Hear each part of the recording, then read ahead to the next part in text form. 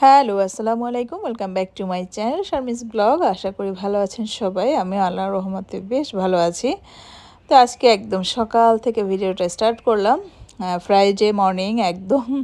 তো ফ্রাইডেতে আসলে আমার ওরকম কোনো অফ ডে যে একটা ব্যাপার আছে ওটা এখন নেই বর্তমানে। তো আমার ছেলে সকালে উঠে তার কোচিংয়ে যেতে হয়। এজন্য আমি সকালে উঠে ওকে ব্রেকফাস্টটা করিয়ে দেই। আর আলু ভাজি আর রুটি খাচ্ছিল, কিন্তু আমি নেহারি বানিয়েছি। এই নেহারি সে খাবে না। আর এটা আমার পাশের বাসার আন্টির জন্য আমি একটু দিয়ে দিচ্ছি।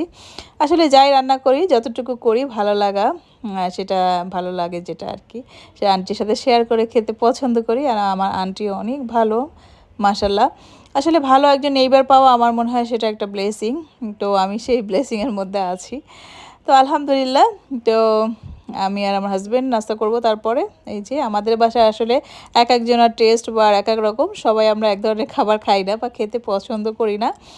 তো যার যেরকম সেরকম অনুযায়ী খাবার রেডি করি সবসময়। দেখা যায় বাচ্চারা এক ধরনের খাচ্ছে, আমি আমার হাজব্যান্ড এক ধরনের খাচ্ছি, এরকম। তো সবসময় ওইটা আমি প্রায়োরিটি দিই যে যেভাবে খেতে যে পছন্দ করে আর কি। তো নিহারিটা রান্না করেছিলাম অনেক দিন জাল করে, 6-7 দিন জাল করার পরে আজকে ফ্রাইডেতে খাবো এরকম একটা প্ল্যান ছিল। তো সেই প্ল্যান মাফিক কাজ করলাম। আর এই যে দুপুরের রান্নায় চলে আসছি। আর আজকে কাচ্চি করব। তো কাচ্চিটাকে আমি একটু আগে কষিয়ে নেই।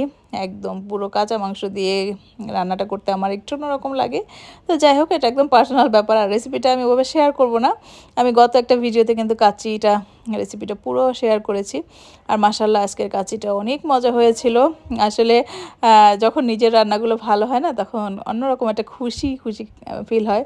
আর বাচ্চারা যেহেতু পছন্দ করে খুব আমার হাতের কাচ্চিটা, এই জন্য চিন্তা করলাম আচ্ছা যেহেতু পছন্দ করছে ওরা, তো এটা করি। আর দুপুরে খাওয়া দাওয়ার পর আসলে আর কোনো কাজ করার এনার্জি ছিল না।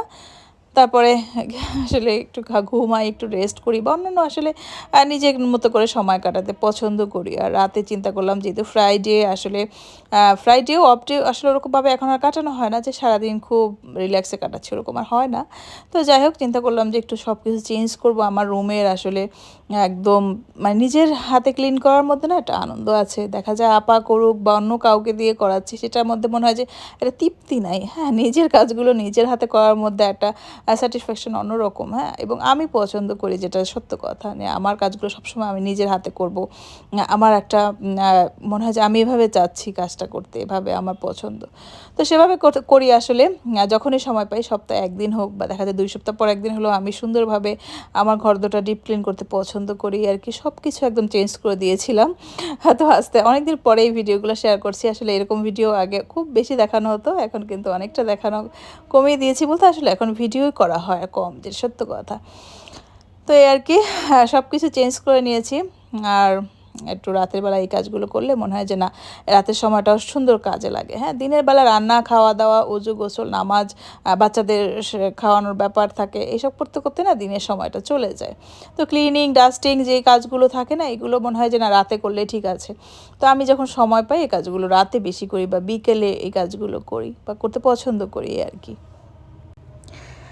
আর এই যে আমার আসলে একটা রুম ট্যুর দিব চিন্তা করেছি আপনাদের সাথে, ইনশাআল্লাহ ভেরি সুন। আর আজকে যেহেতু ছুটির দিন, আমার ছেলেকে আমি একটা ওকে করছিলাম যে তুমি এই মুভিটা দেখো। আমি আসলে বাচ্চাদের ফোনে গেমস খেলা বা এই ধরনের তো সব বাচ্চারাই করে, তো আমি চাই আমার বাচ্চাগুলোকে একটু অন্যভাবে বড় করতে। তারা যেন শুধু শিক্ষিত না হয়, তারা যেন স্বশিক্ষিত হয়, মেধা মননে তাদের চিন্তায় মধ্যে যেন একটা অন্যরকম ব্যাপার থাকে, যেটা আমি আসলে আমার বাচ্চাদের ক্ষেত্রে পছন্দ করি। তো আমি আমার ছেলেকে দিয়ে আসছিলাম যে তুমি এই মুভিটা দেখো। অনেক বছর আগে এই মুভিটা আমি দেখেছিলাম, 1000 বছর ধরে।